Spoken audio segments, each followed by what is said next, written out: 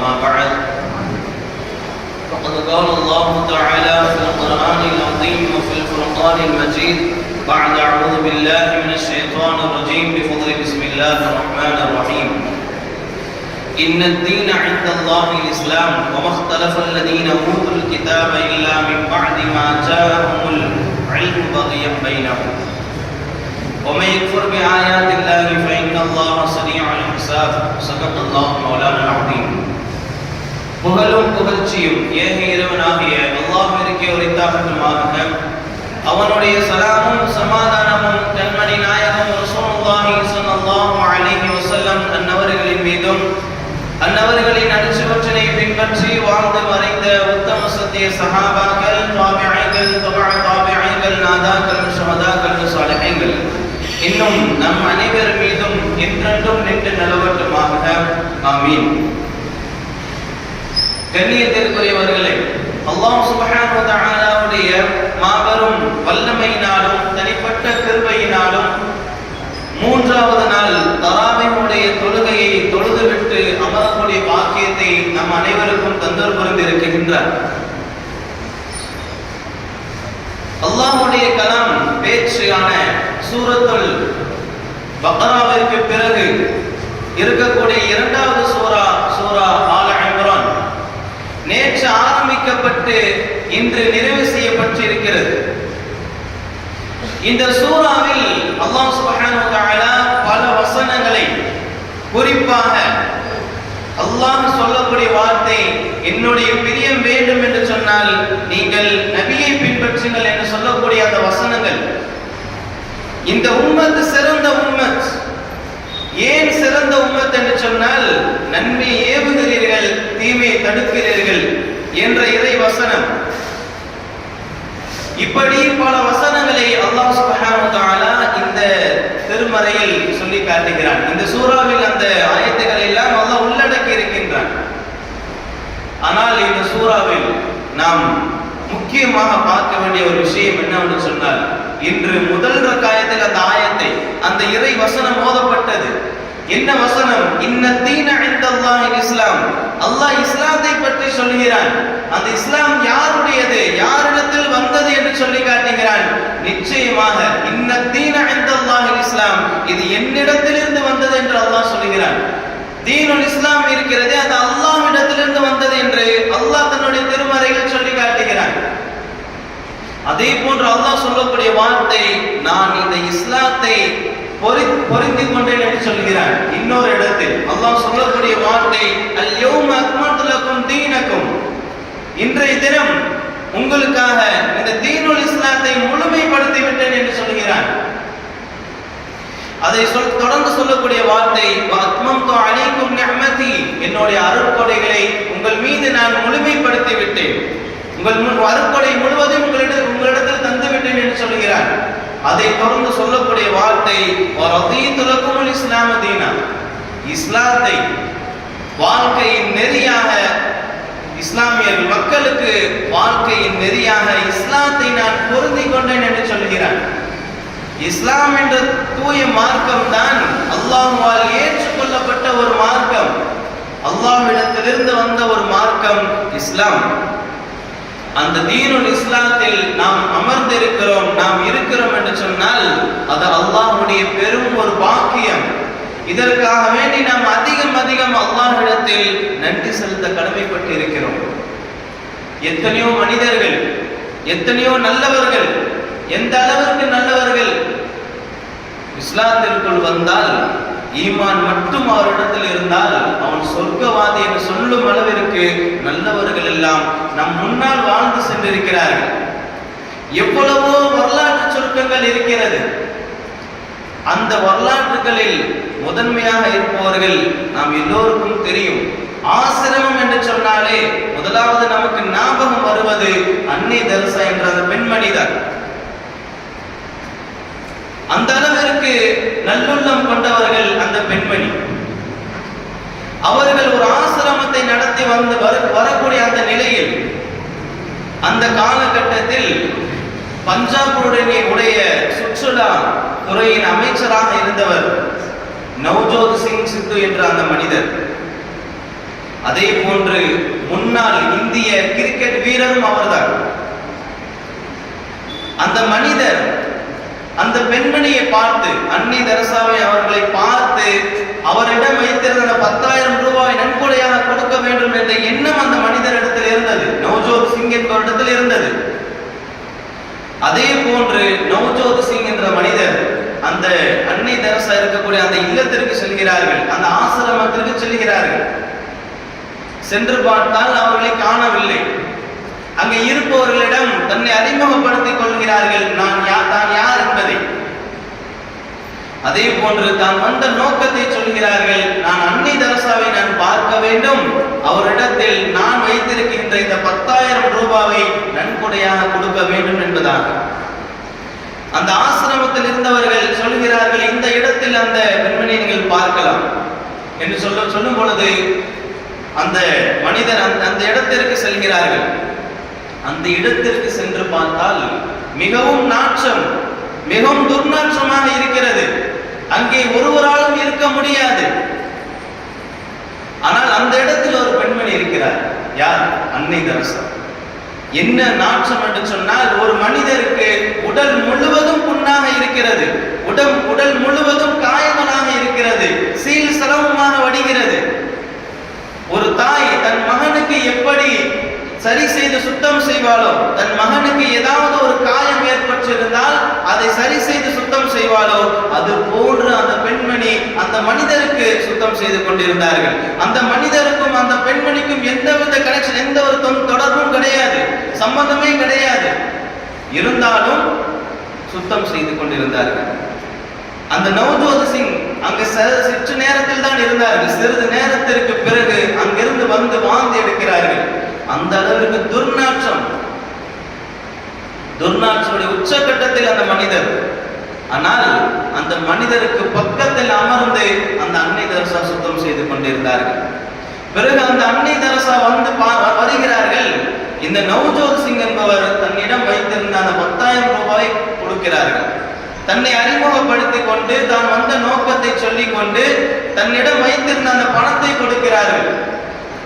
அதை பெற்றுக்கொண்ட அன்னை தெரசா சொல்லக்கூடிய வார்த்தை, எதைவிடவும் அந்த 10,000 ரூபாய் என்னிடத்தில் நீங்கள் கொடுப்பதை விடவும், இந்த ஆசிரமத்தில் இருக்கக்கூடிய அந்த ஆதரவற்றவர்கள், முதியோர்களுக்கு நீங்கள் ஒரு நேரம் நீங்கள் பணிவிடை செய்தால் நன்றாக இருக்கும் என்பதாக அன்னை தெரசா அவர்கள் சொல்லி காட்டினார்கள். எந்த அளவிற்கு இரக்கம் உள்ளவர்களாக இருந்தவர்கள் அன்னை தெரசா அவர்கள்.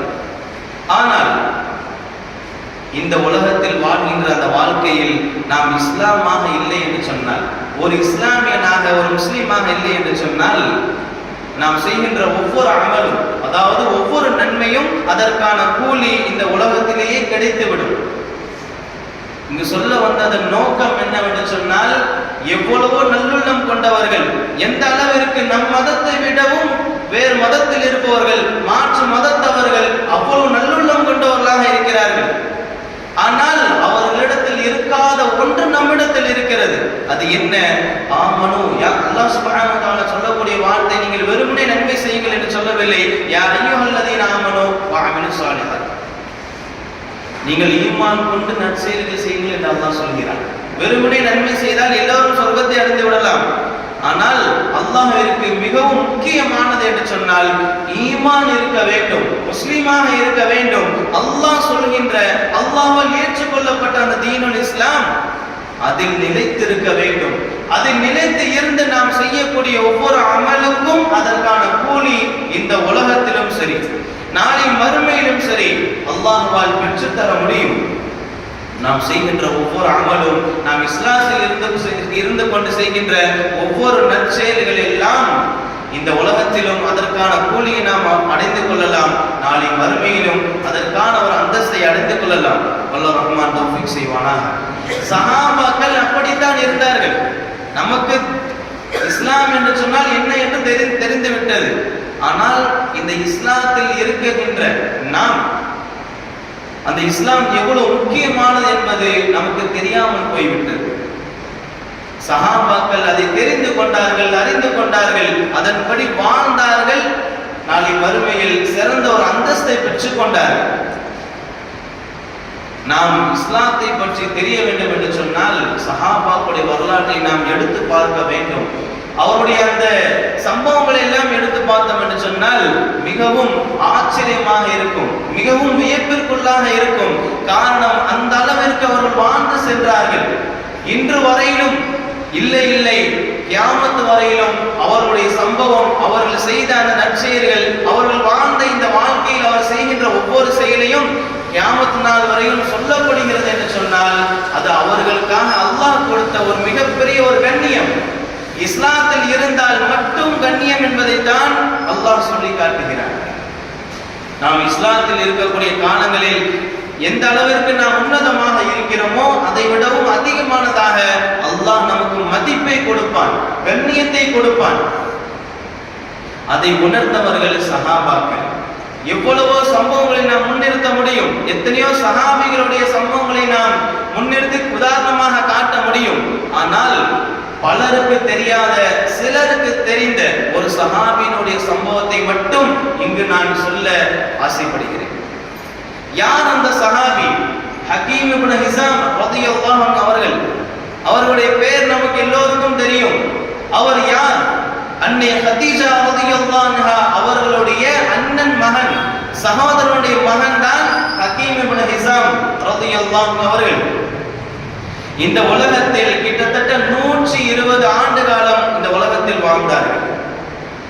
அதில் பாதி 60 ஆண்டு காலம் இறை நிராகரிப்பில் இருந்தார்கள், காஃபிராக இருந்தார்கள், இஸ்லாத்திற்கு எதிராக இருந்தார்கள். மீதி இருந்த 60 ஆண்டு காலம் தான் தீனுல் இஸ்லாத்தில் இருந்தார்கள்.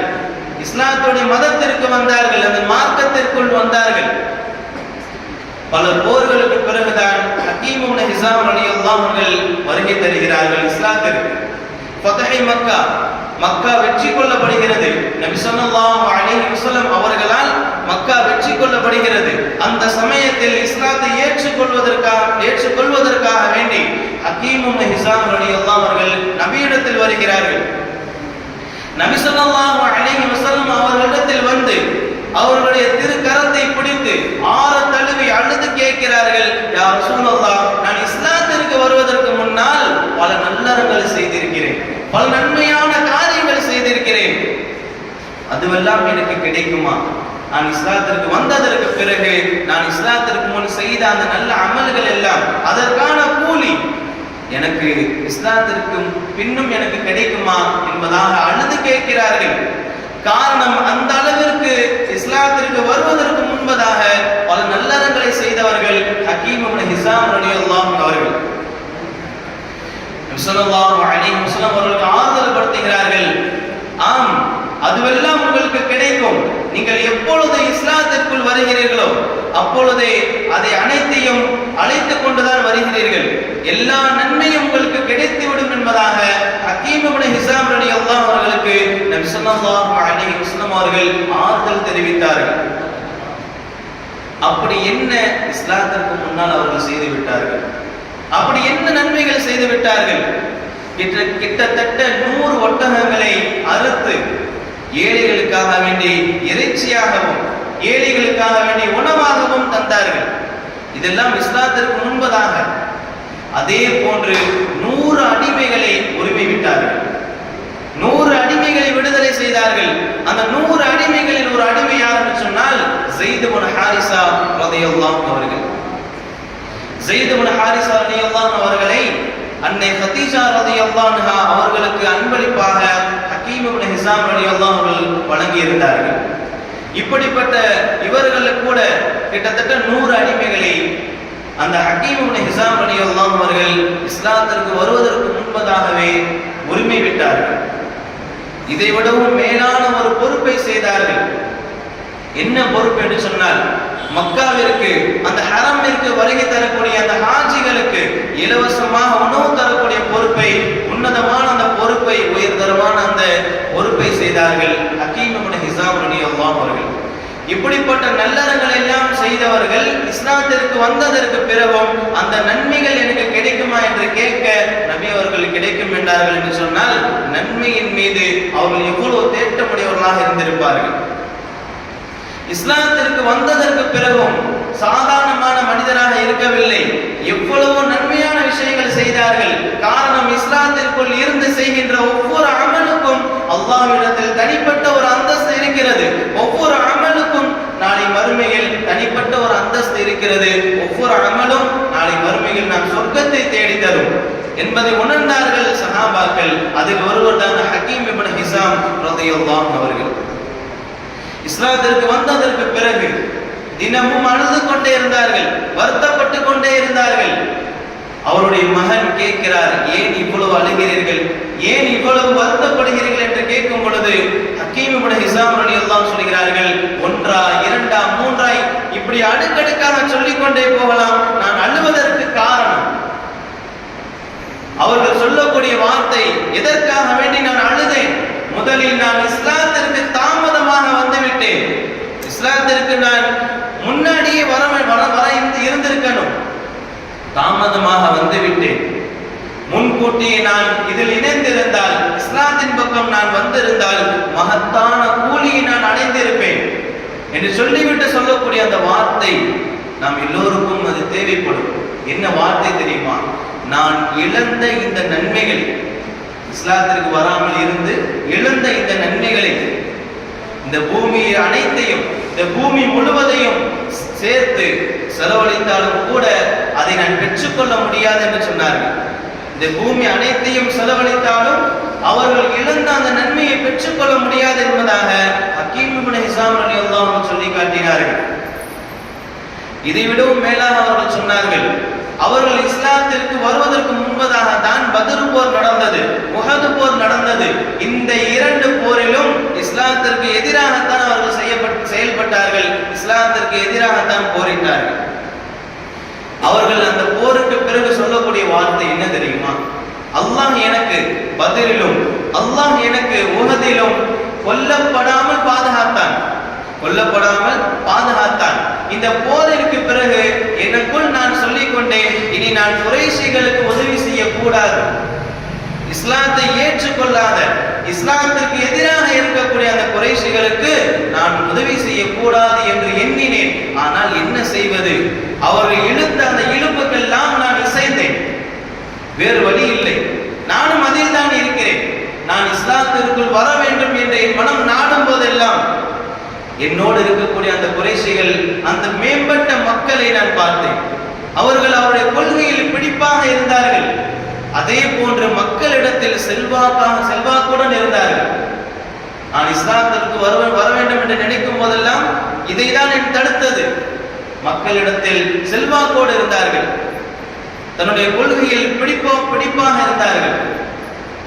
ஆனால் நான் செய்தது தவறு, நான் அப்படி செய்திருக்க கூடாது. நான் என்னுடைய அழிவிற்கும் என்னுடைய நாசத்திற்கும் காரணம் என்னுடைய மூதாதையர்களுடைய அந்த கொள்கை தான் காரணம், மேம்பட்ட அந்த மக்களுடைய வழிமுறை தான் காரணம் என்பதாக ஹக்கீம் இப்னு ஹிஸாம் ரலியல்லாஹு சொல்லிவிட்டு, இதற்கெல்லாம் நான் அழாமல் விட்டு விடுவதா, அழாமல் எப்படி என்னால் இருக்க முடியும் என்பதாக ஹக்கீம் இப்னு ஹிஸாம் ரலியல்லாஹு அவர்கள் தன்னுடைய மகனுக்கு பதில் தருகிறார்கள். இந்த இஸ்லாத்திற்கு வந்ததற்கு பிறகு கிட்டத்தட்ட 60 ஆண்டு காலம் இந்த உலகத்தில் வாழ்ந்தார்கள். எப்படி 60 ஆண்டு காலம் இழந்து விட்டேனோ அதை விடவும் அதிகமானதாக நான் நன்மை செய்ய வேண்டும் என்பதாக போட்டி இஸ்லாத்தில் பல நன்மைகளை செய்தார்கள். எந்த அளவிற்கு நன்மை செய்தார் என்று சொன்னால், ஒரு முறை ஹஜ் செய்ய வரும் பொழுது ஹக்கீம் இப்னு ஹிஸாம் ரலியல்லாஹு அவர்கள் தன்னோடு 100 ஒட்டகத்தை கொண்டு வருகிறார்கள். தன்னோடு 100 ஒட்டகத்தை அழைத்து கொண்டு வந்து அதை அல்லாஹ்விற்காக வேண்டி குர்பானி கொடுக்கிறார்கள். 100 ஒட்டகம்.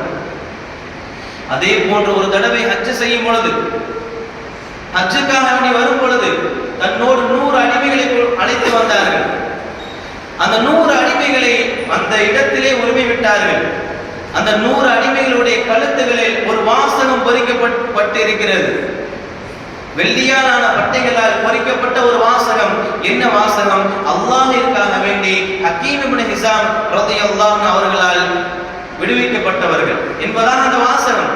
அந்த வாசகத்தோடு இருக்கக்கூடிய 100 அடிமைகளை அழைத்து வந்து அந்த இடத்தில் உரிமை விடுகிறார்கள். இஸ்லாத்திற்கு முன்பதாகவே அவர்கள் 100 அடிமைகள் உரிமை விட்டு இருக்கிறார்கள். ஆனால் இஸ்லாத்திற்கு வந்ததற்கு பிறகும் கூட தனியாகவே ஹஜ்ஜுடைய அந்த காலத்தில் 100 அடிமைகளை என்ன செய்தார்கள்? உரிமை விட்டார்கள். இந்த தீனுல் இஸ்லாத்தில் இருக்கக்கூடிய நிலையில் நாம் செய்கின்ற ஒவ்வொரு அமலுக்கும் தனிப்பட்ட ஒரு அந்தஸ்து இந்த உலகத்திலும் நாளை மறுமையிலும் அல்லாஹ்விடத்திலும் என்பதை உணர்ந்தார்கள் ஹக்கீம் இப்னு ஹிஸாம் ரலியல்லாஹு அவர்கள். இதை விடவும் உச்சபட்சமாக ஒரு காரியம் செய்தார்கள். என்ன தெரியுமா? முஆவியா ரலியல்லாஹு ஆட்சி காலம் நடக்கிறது. நபி ஸல்லல்லாஹு அலைஹி வஸல்லம் அவர்களுக்கு அவருடைய உம்மத்தாகிய அவர்கள் அந்த மக்களுக்கும் அதே போன்று இஸ்லாத்திற்கும் சதி திட்டங்களை தீட்டிய ஒரு மனிதன், ஒரு அடிமை, தாருன் நதுவா என்பவரை அவர் அடிமையாக இருந்தார்கள். அவர்களை கிட்டத்தட்ட 1,00,000 திர்ஹம் 1,00,000 திர்ஹத்தை கொடுத்து விலைக்கு வாங்கி முஆவியா ரலியல்லாஹு ஆட்சி காலத்தில் முஆவியா ரலியல்லாஹு இடத்தில் ஒப்படைத்து விட்டார்கள். இந்த அளவிற்கு நன்மையில் முந்து பொருளாக இருந்தார்கள். இன்னொரு வரலாற்றில் இன்னொரு கிதாபுகளில் எழுதப்படுகின்ற ஒரு வாசகம் என்னவென்று சொன்னால், ஹக்கீம் இப்னு ஹிஸாம் ரலியல்லாஹு அவர்கள் ஒரு தடவை ஹஜ் செய்யும் பொழுது 100 ஆடுகளை கொண்டு வந்தார்கள். அதே போன்று 100 மாடுகளை கொண்டு வந்தார்கள். அதே போன்று 100 ஒட்டகங்களை கொண்டு வந்தார்கள். இந்த 300 விலங்குகளை கொண்டு வந்து அல்லாஹ்விற்காக வேண்டி தர்மம் செய்கிறேன் என்று நியத் செய்து தர்மம் செய்தார்கள். இஸ்லாத்தில் இருக்கும் பொழுது செய்யக்கூடிய ஒவ்வொரு நன்மைக்கும் அதற்கான பலன் இந்த உலகத்திலும் நாளை மறுமையிலும் அல்லாஹ்விடத்திலும் இருக்கிறது என்பதை உணர்ந்து என்ன செய்தார்கள்? அல்லாஹ்விற்காக வேண்டி தான் வைத்திருந்த அந்த ஆடுகளையும் தான் வைத்திருந்த அந்த ஒட்டகங்களையும் தான் வைத்திருந்த அந்த மாடுகளையும் அல்லாஹ்விற்காக வேண்டி தர்மம் செய்தார்கள் என்று சொன்னால் எவ்வளவு பெரிய உச்சபட்சமான ஒரு காரியம்! அந்த அளவிற்கு நன்மையில், அந்த அளவிற்கு அமல்களில் தேட்டம் உடையவர்களாக இருந்தவர்கள் ஹக்கீம் இப்னு ஹிஸாம் ரலியல்லாஹு அவர்கள். அவர்களை பற்றி சொல்லும் பொழுது அபூ ஹிஸாம் ரஹ்மத்துல்லாஹி அலைஹி அவர் சொல்லி காட்டுகிறார்கள், மதீனாவில் அல்லாஹ்விற்காக வேண்டி அர்ப்பணிக்கின்ற பொருட்களில் அதிகம் ஹக்கீம் இப்னு ஹிஸாம் ரலியல்லாஹு அவர்களுடையதாக தான் இருக்கும் என்பதாக அபூ ஹிஸாம் ரஹ்மத்துல்லாஹி அலைஹி அவர்கள் சொல்லி காட்டினார்கள். இஸ்லாத்திற்கு வந்ததற்கு பிறகு அல்லாஹ் அவர்களுக்கு கொடுத்த கண்ணியம், மதிப்பு அவ்வளவு மிகப்பெரியது. இன்று வரையிலும் சொல்லப்படுகிறது என்று சொன்னால், இனி கியாமத் நாள் வரையிலும் சொல்லப்படும் என்று சொன்னால், அவர்கள் இஸ்லாத்திற்குள் இருந்தார்கள், அவர்கள் இஸ்லாத்திற்குள் வந்து அமல்கள் செய்தார்கள், இஸ்லாத்தில் இருந்து அதனுடைய மதிப்பை விளங்கி அதன் கண்ணியத்தை விளங்கி அதன் நல்ல நல்ல அமல்களை செய்தார்கள். இன்று வரையிலும் அவருடைய பெயர் சொல்லப்படுகிறது. இன்று வரையிலும் அவருடைய சம்பவம் முன்னிறுத்தி ஒரு உதாரணமாக சொல்லப்படுகிறது என்று சொன்னால், அது அல்லாஹ் அவர்களுக்கு கொடுத்த ஒரு கண்ணியம். பல மனிதர்கள் இஸ்லாத்திற்கு வருவதற்கு முன்னால் ஒரு சாதாரணமாக மனிதர்களாகத்தான் இருந்தார்கள். இஸ்லாத்திற்கு வந்ததற்கு பிறகு அல்லாஹ் அவர்களுக்கு உயர்வான ஒரு அந்தஸ்தை கொடுத்து விட்டான், உயர்வான ஒரு மதிப்பை அல்லாஹ் கொடுத்திருக்கிறான்.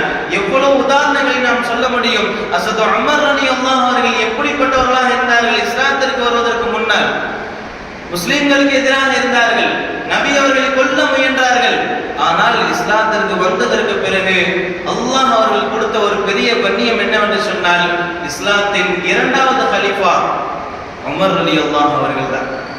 நபி ஸல்லல்லாஹு அலைஹி வஸல்லம் கொடுத்த கண்ணியம் என்னவென்று சொன்னால், லவ் கான பஅதின் நபியில் லகான உமர், எனக்கு பிறகு ஒரு நபி கிடையாது, அப்படி அல்லாஹ் ஒரு மனிதரை நபியாக தேர்ந்தெடுத்தால் அது உமர் ரலியல்லாஹு அவர்களாக தான் இருக்கும் என்பதாக நபி ஸல்லல்லாஹு அலைஹி வஸல்லம் அவர்கள் சொல்லி காட்டினார்கள்.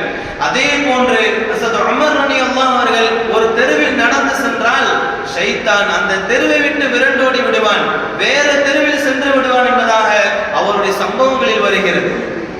இதுக்கெல்லாம் காரணம் அவர் இஸ்லாத்திற்குள் வந்தார்கள், இஸ்லாத்தில் வந்தார்கள். இஸ்லாம் அவர்களுக்கு கண்ணியத்தை கொடுத்தது. அல்லாஹ் இஸ்லாத்தை கொண்டு அவர்களுக்கு கண்ணியத்தை கொடுத்தான்.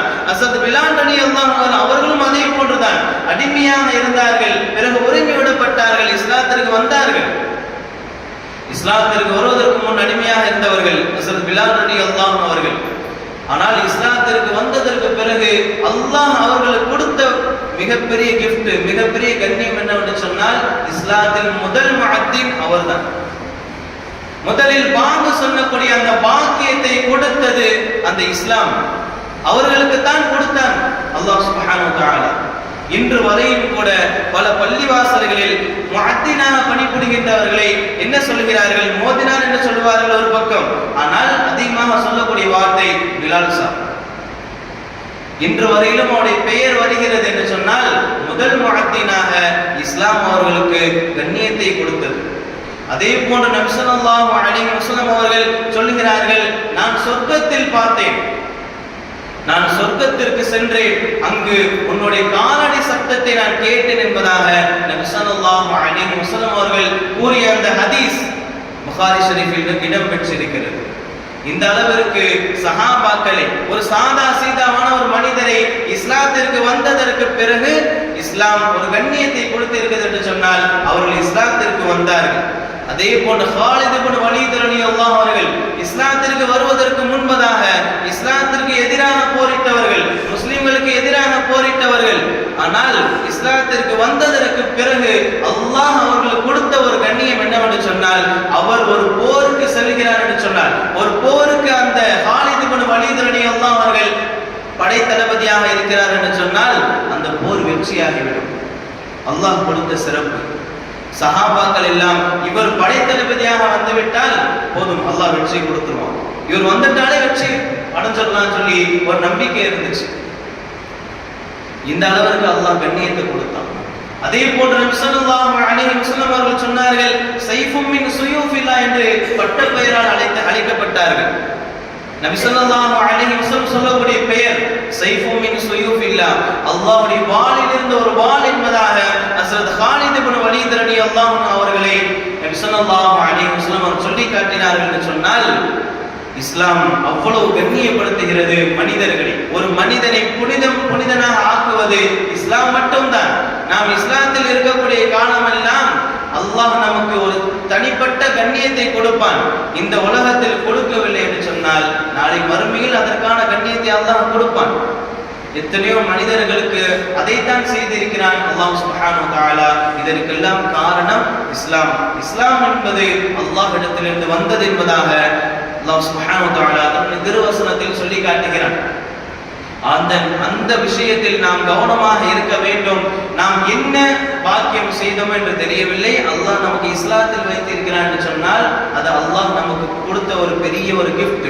அது இருக்கக்கூடிய காலங்களில் அல்லாஹ் நமக்கு கண்ணியத்தை கொடுத்திருக்கிறார் என்று சொன்னால் அதற்காக வேண்டி நாம் என்ன செய்ய வேண்டும்? அல்லாஹ்விடத்தில் நன்றி செலுத்த நாம் கடமைப்பட்டு இருக்கிறோம். அல்லாஹ் ரஹ்மான் நாம் நன்றி செலுத்துவதாக ஆக்கி தந்தல் புரிவானாக. இஸ்லாத்திலேயே நிலைத்து இருக்கக்கூடிய நல்ல நசீபினை நம் அனைவருக்கும் தந்தல் புரிவானாக. ஈமானோடு வாழ்ந்து ஈமானோடு மரணிக்கக்கூடிய அந்த நல்ல நசீபினை நம் அனைவருக்கும் தந்தல் புரிவானாக. வாஹிரு தஅவானா அல்ஹம்துலில்லாஹி ரப்பில் ஆலமீன். அஸ்ஸலாமு அலைக்கும் வரஹ்மத்துல்லாஹி வபரகாத்துஹு. சுப்ஹானல்லாஹி வ பிஹம்திஹி, சுப்ஹானல்லாஹி வ பிஹம்திஹி, அஸ்தக்ஃபிருல்லாஹ் ரப்பி மின் குல்லி கதீர் வ அத்தூபு இலைஹி. ஆமீன்.